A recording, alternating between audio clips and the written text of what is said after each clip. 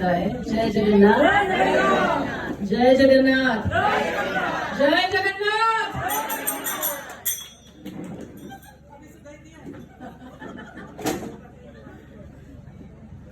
मैं जानती हूँ कि आप लोगों ने काफी अभी स्पीचेस सुने हैं और अभी मेरा टर्न है आपको एक छोटा सा प्रवचन देने का। और ये मैं चाहती हूँ करना क्योंकि मैं आपको जगन्नाथ स्वामी के बारे में कुछ चीजें बताना चाहती हूँ।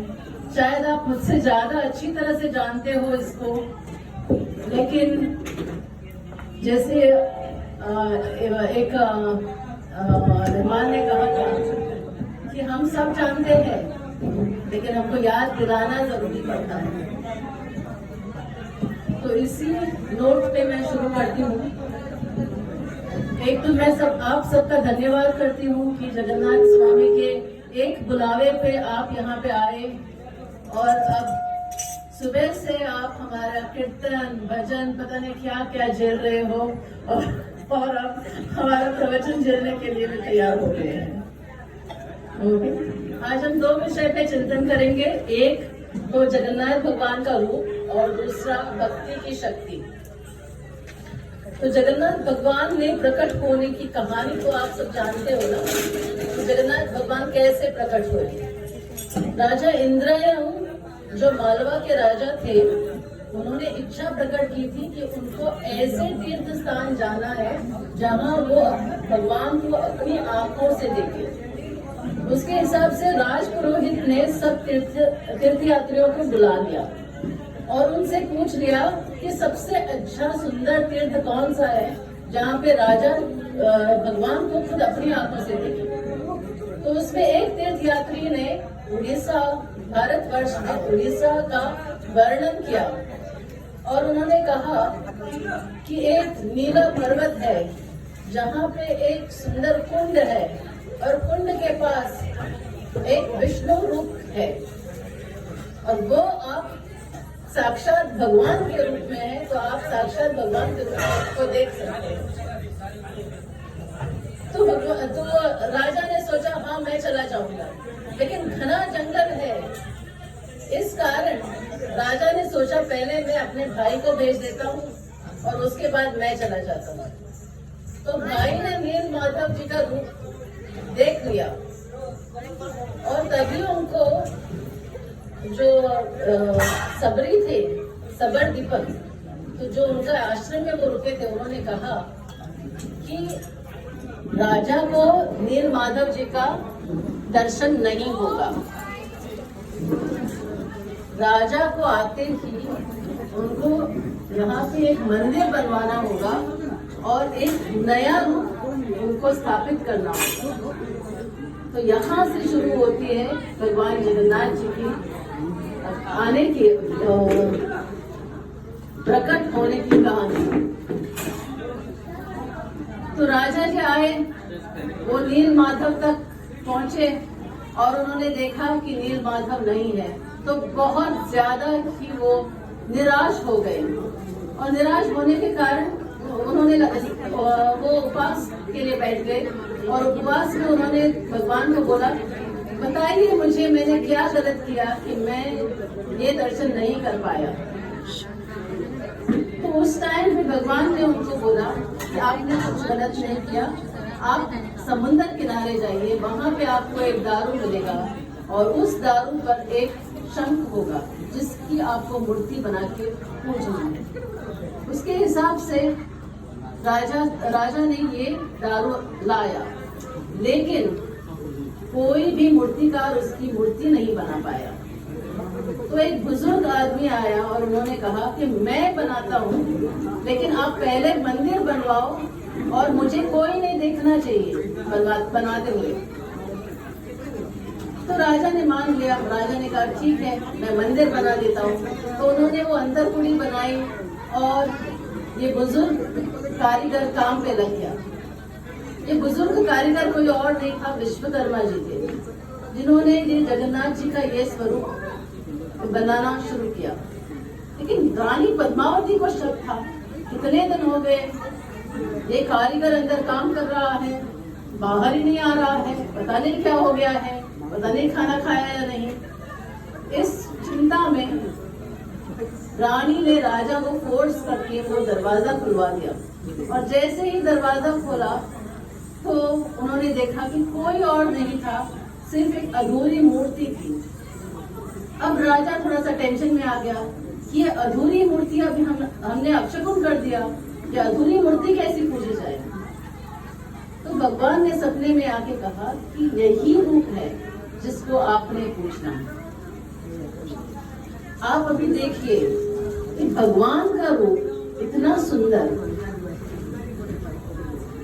और इतना अधूरा होने के बावजूद भी इतना आकर्षित क्यों है। अगर आप देखेंगे उनका रंग जो है श्याम रंग, वो इतना काला है कि अगर आप देखो तो उसमें आप खो सकते हो।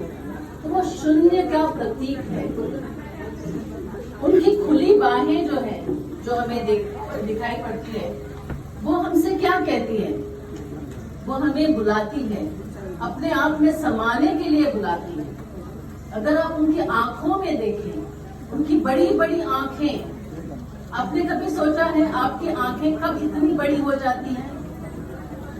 जब आप कुछ बहुत टेस्टी या बहुत अच्छा या किसी आपके प्रिय आदमी या औरत से देखते हो, तब आपकी आंखें इतनी बड़ी बड़ी हो जाती है, इतनी बड़ी बड़ी मुस्कान आ जाती है। तो अगर आप भगवान जी के रूप को देखो तो आपको ऐसा लगता है कि आपको देख के, अपने भक्त को देख के भगवान जी इतने खुश हो गए हैं कि उनकी मुस्कान एक कान से दूसरी कान तक पहुंच गई है, और उनकी आंखें इतनी बड़ी हो गई है कि उनमें आप खुद में समा सकते हो।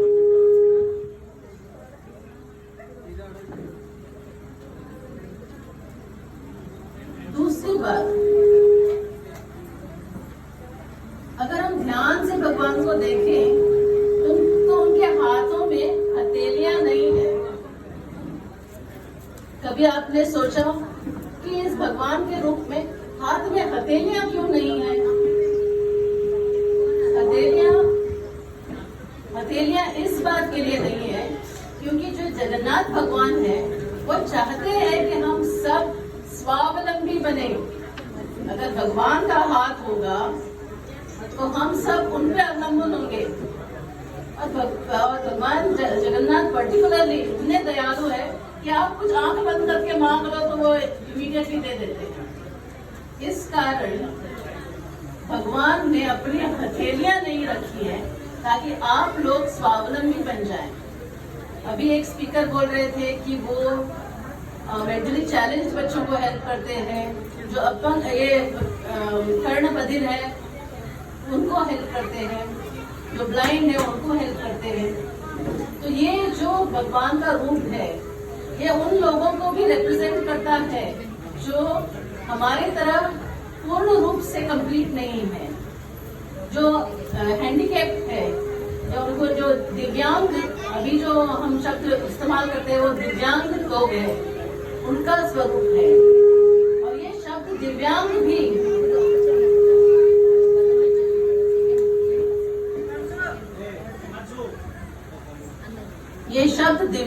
भी हमारे कल्चर से ही आता है।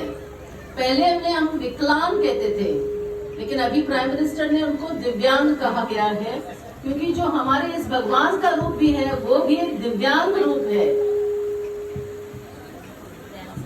और एक बात जो मैं कहना चाहती थी, जगन्नाथ स्वामी अभी अपने 2 और देवी देवताओं के साथ बैठे हैं, और अगर आप मंदिर में जाओगे तो बहुत सारी देवियां देवताएं उनके साथ बैठी हैं।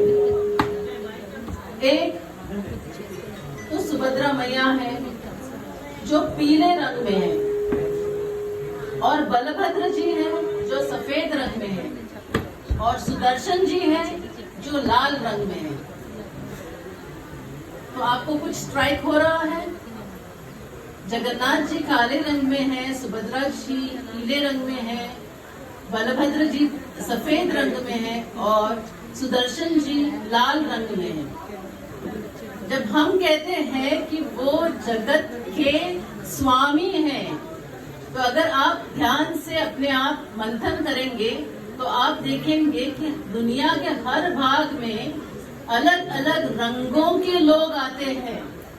अफ्रीका में काले आएंगे, यूके यूएस में सफेद गोरे आएंगे, चाइना वगैरह में पीले आएंगे। और अगर आप जानते हो कि रेड इंडियंस, तो उनका रंग लाल है पता नहीं है मुझे, लेकिन रेड इंडियंस जो है उनकी भी एक प्रजाति है।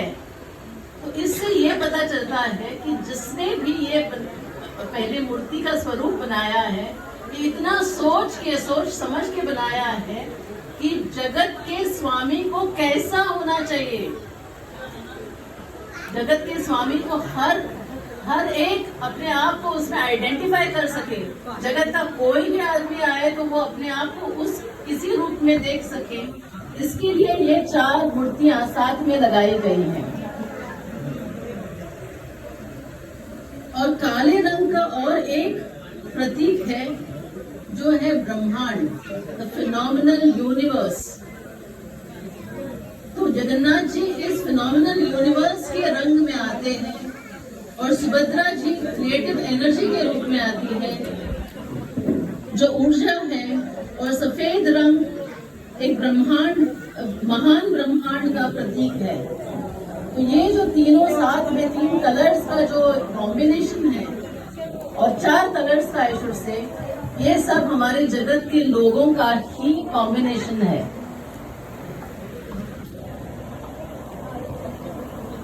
और अगर हम देखें इस्कॉन वाले वो कृष्ण को मानते हैं, जो कुछ लोग शिव को मानते हैं, कुछ लोग बुद्ध हैं, कुछ लोग जैन हैं, कुछ क्रिश्चियन हैं। लेकिन अगर आप देखो तो आप मानोगे नहीं कि हर एक जगन्नाथ जी से जुड़ा हुआ है। जैन ही कहेंगे कि जगन्नाथ जी का रेफरेंस हमारे इसमें स्क्रिप्चर्स में है, हमारे हिंदू स्क्रिप्चर्स में तो पुराणों में है। कृष्ण भक्त कहेंगे ये तो कृष्ण का रूप है, राम भक्त कहेंगे राम का रूप है, शिव भक्त कहेंगे शिव का रूप है, बुद्ध भक्त कहेंगे बुद्ध का रूप है। ये हर एक स्वरूप को कंप्लीट करते हैं और ये ही उनका स्वरूप है और यही उनकी महानता है कि वो हर एक स्वरूप को पूर्ण कर देते हैं।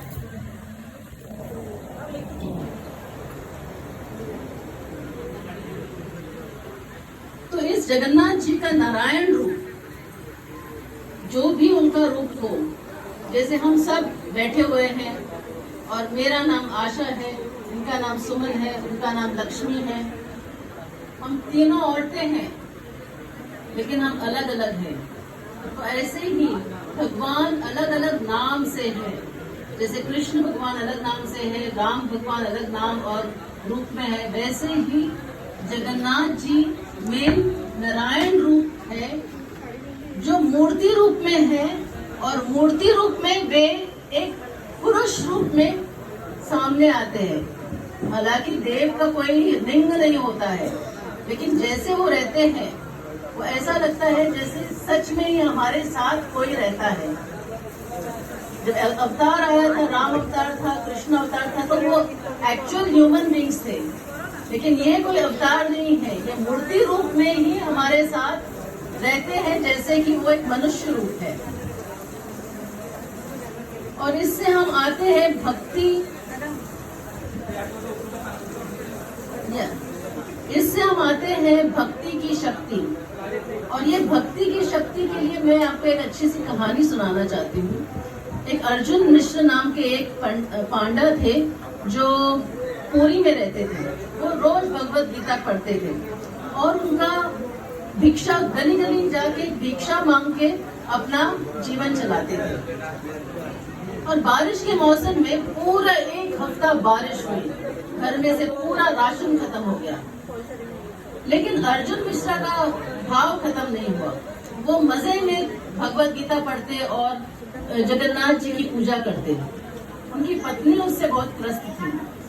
उन्होंने कहा, अगर दिन भर भगवान का नाम लोगे तो खाना कहाँ से आएगा, जाओ जाके खाना लेके आओ हमारे लिए। तो पांडा ने कहा, नहीं आप चिंता ना करो, भगवान भेज देगा। और ये कह के वो उन्होंने कुछ पंक्तियां भगवत गीता से पढ़ दी अपनी पत्नी को। पत्नी को बड़ा गुस्सा आ गया, उन्होंने भगवत गीता खोली और 3 लाइनें कट कर दी। तो उस पत्नी के व्यवहार से थोड़ा सा पति तो गुस्सा हो गया, लेकिन सब लोग भूखे ही सो गए। उतने में कुछ देर में किसी ने दरवाजा खटखटाया, और जैसे ही दरवाजा खटखटाया और दरवाजा खोला तो 2 सुंदर बच्चे थे जिन्होंने सारा राशन लाके घर में रख दिया। तो पत्नी बहुत खुश हो गई, उन्होंने कहा मैं फटाफट खाना बनाती हूँ, आप प्लीज रुक जाइए और खाना खा के चलिए।